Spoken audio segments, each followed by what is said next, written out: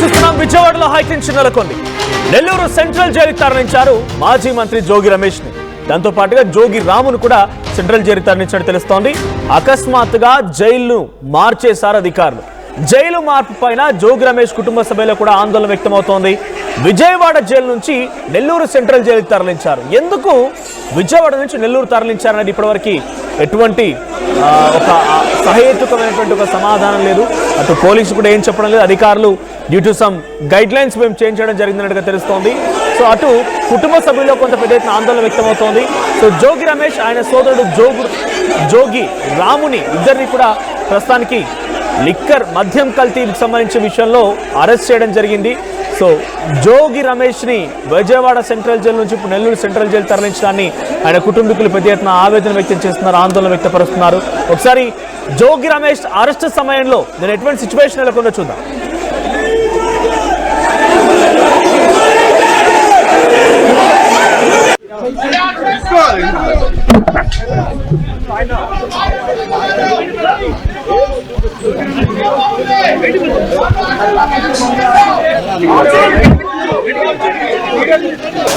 చంద్రబాబు దుర్మార్గాలను రాష్ట్ర ప్రజలందరూ కూడా ఒకసారి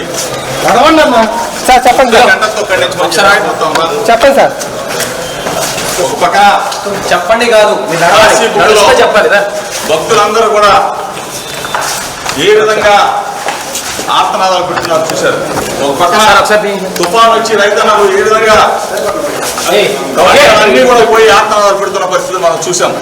ఈ పరిస్థితుల్లో ఏమీ చేయలేని చంద్రబాబు నాయుడు ఈరోజు కేసులో నేను ఎంతగా బాధపడి వేడుకున్నా సరే చంద్రబాబు నాయుడు కరుణించలేదు.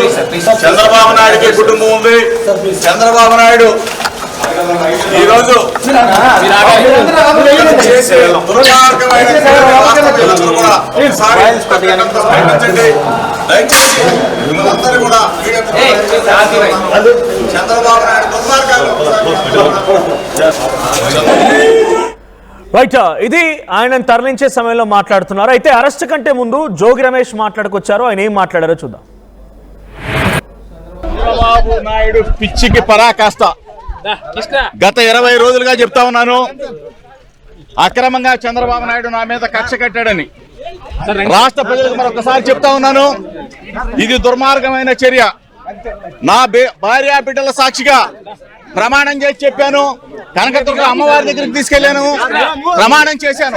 అయినా చంద్రబాబు నాయుడు రాక్షస ఆనందం తీరలేదు. చంద్రబాబు నాయుడు దుర్మార్గానికి ఇది పరాకాష్ట. ఒక పక్కన రాశిముఖలో చంద్రబాబు నాయుడు పిచ్చికి పరాకాష్ట. గత 20 రోజులుగా చెప్తా ఉన్నాను, అక్రమంగా చంద్రబాబు నాయుడు నా మీద కక్ష కట్టాడు. రైట్, ఇది జోగి రమేష్ మాట్లాడుతున్న మాటలు. ప్రతినిధి గయాస్ సిద్ధంగా ఉన్నారు. గయాస్, సో విజయవాడ నుంచి నెల్లూరుకి ఆయన తరలించాడు తెలుస్తోంది. ఎందుకు విజయవాడ నుంచి నెల్లూరు తరలించగల కారణం ఏంటి? ఎందుకు తరలించారంటే ఏదైనా వాళ్ళకి డెఫినెట్గా కొంత ఏదైనా ఆందోళన జరిగే అవకాశం ఉంది, లేదంటే తప్పుదారి పట్టే అవకాశం ఉందని అలర్ట్స్ ఉన్నప్పుడు మాత్రమే వెళ్తూ ఉంటారు. సో ఎటువంటి అలర్ట్స్ ఉన్నాయి? అధికారులు ఏం చెప్తున్నారు? మార్పు గల కారణం ఏంటి?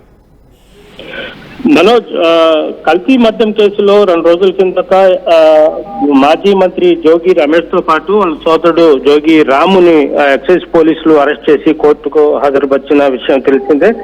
కోర్టు 14 రోజులు రిమాండ్ ఇచ్చిన తర్వాత విజయవాడ జైల్లో వాళ్ళు పెట్టడం జరిగింది రిమాండ్ లో. అయితే అక్కడ సరైన వసతులు లేవు, అదేవిధంగా కొంత అతనికి ఇబ్బందికరమైన ఇది ఉంది. అంటే గతంలో అతను ఈ చంద్రబాబు నాయుడు మీద వివిధ రకాలుగా ఆరోపణలు చేయడము, అదేవిధంగా చంద్రబాబు నాయుడు ఇంటి మీద దాడి కూడా చేయడం వంటి సంఘటనలు చేసి ఉన్నారు.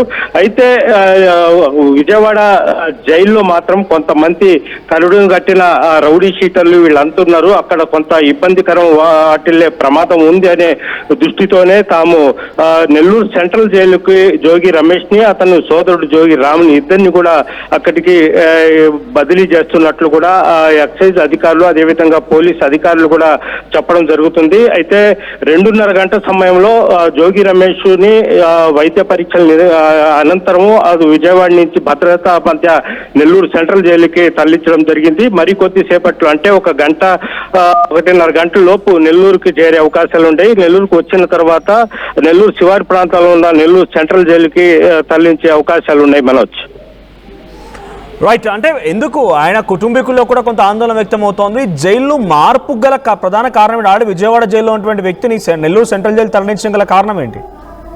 అంటే వాళ్ళ కుటుంబ సభ్యులు అదేవిధంగా వైఎస్ఆర్సీపీ నేతలు వాళ్ళ అనుచరులు కూడా చెప్పడం ఏంటంటే ఇప్పటికే విజయవాడ నుంచి జోగి రమేష్ బంధువులు అదేవిధంగా అనుచరులు కూడా రావడం జరిగింది. వాళ్ళు మొత్తం చెప్పడం ఇది ఒక పథకం ప్రకారము నెల్లూరు సెంట్రల్ జైలుకు తరలిస్తున్నారు, ఏదో జరుగుతుందని అనుమానాలు కూడా వ్యక్తపరుస్తున్నారు. అయితే పోలీసులు మాత్రము అదేమి లేదు, విజయవాడ జైల్లో సరైన వసతులు లేవు, సరైన కొంత ఇబ్బందికరమైన ఇది ఉంది కాబట్టి మేము నెల్లూరు సెంట్రల్ జైలు పంపిస్తాం. నెల్లూరు సెంట్రల్ జైలు అయితే ప్రత్యేకంగా ఒక సెల్ ఉంటది. ఆ సెల్లో రాజకీయ ఖైదీలకు ప్రత్యేక భద్రత కూడా ఉంటది, ఎలాంటి ఇబ్బందులు ఉండవు. అయితే గతంలో కూడా మాజీ మంత్రి కాకాని గోవర్ధన్ రెడ్డి కావచ్చు, అదేవిధంగా మాచర్ల మాజీ ఎమ్మెల్యే చాలా మందిని కూడా నెల్లూరు సెంట్రల్ జైలుకి తరలించడం జరిగింది. ఎందుకంటే ప్రధానంగా నెల్లూరు సెంట్రల్ జైల్లో ఈ రాజకీయ ఖైదీలకు ప్రత్యేక భద్రత, అదేవిధంగా 24 గంటలు భద్రతతో పాటు వాళ్లకు అన్ని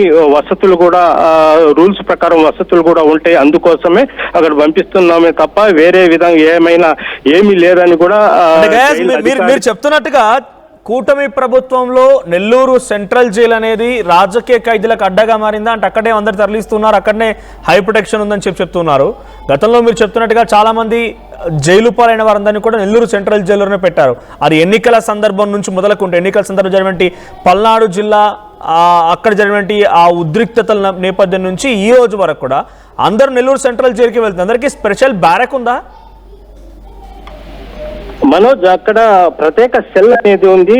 అంటే గతంలో కూడా ఇప్పుడు మాచర్ల ఎమ్మెల్యే పిన్నెల్లి రామకృష్ణ అదేవిధంగా చాలా మందిని అంటే మాజీ మంత్రి కాకాని గోవర్ధన్ రెడ్డి కావచ్చు, అదేవిధంగా వివిధ జిల్లాల నుంచి కూడా ఇక్కడికే చేస్తారు. అయితే ప్రత్యేకమైన ఒక సెల్ ఉంది. ఆ సెల్లో 24 అవర్స్ అంటే 24 అవర్స్ 3 అంచుల భద్రత కూడా ఏర్పాటు చేసి ఉంటారు.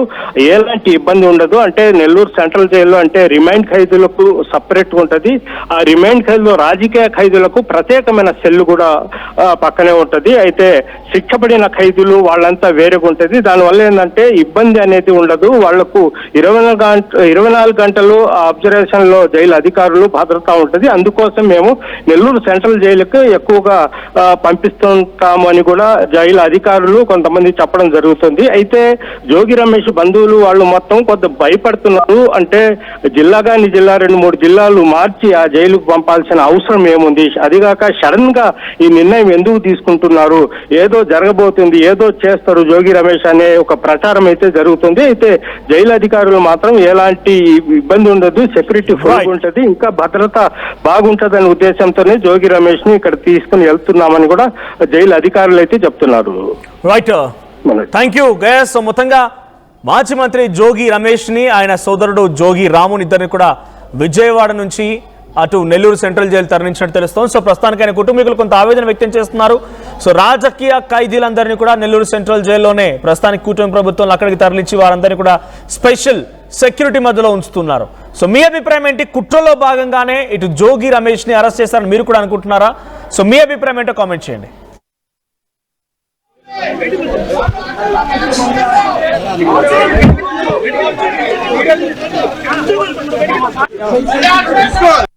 చంద్రబాబు నాయుడు పిచ్చికి పరాకాష్ట. గత 20 రోజులుగా చెప్తా ఉన్నాను, అక్రమంగా చంద్రబాబు నాయుడు నా మీద కక్ష కట్టాడని. రాష్ట్ర ప్రజలకు మరొకసారి చెప్తా ఉన్నాను, ఇది దుర్మార్గమైన చర్య. నా భార్య బిడ్డల సాక్షిగా ప్రమాణం చేసి చెప్పాను. కనకదుర్గ అమ్మవారి దగ్గరికి తీసుకెళ్లాను, ప్రమాణం చేశాను. అయినా చంద్రబాబు నాయుడు రాక్షస ఆనందం తీరలేదు. చంద్రబాబు నాయుడు దుర్మార్గానికి ఇది పరాకాష్ట. ఒక పక్కన ఇల్లైనా ఫ్యాక్టరీ అయినా క్లినిక్ అయినా రూఫ్ ఉంటే safe. Truzon solar system install చేయండి. బిల్ తో పాటు పీపీ తగ్గించండి. నువ్వు సూపర్ స్టార్ అయ్యా. Truzon solar power. Super power. తెలుగులో న్యూస్ కి ఫాస్టెస్ట్ యాప్ ఇప్పుడు టోటల్లీ న్యూ అవతార్లో జస్ట్ 5 seconds లో కంప్లీట్ న్యూస్. సోషల్ మీడియాలో ట్రెండ్స్ కి one stop solution. Live TV app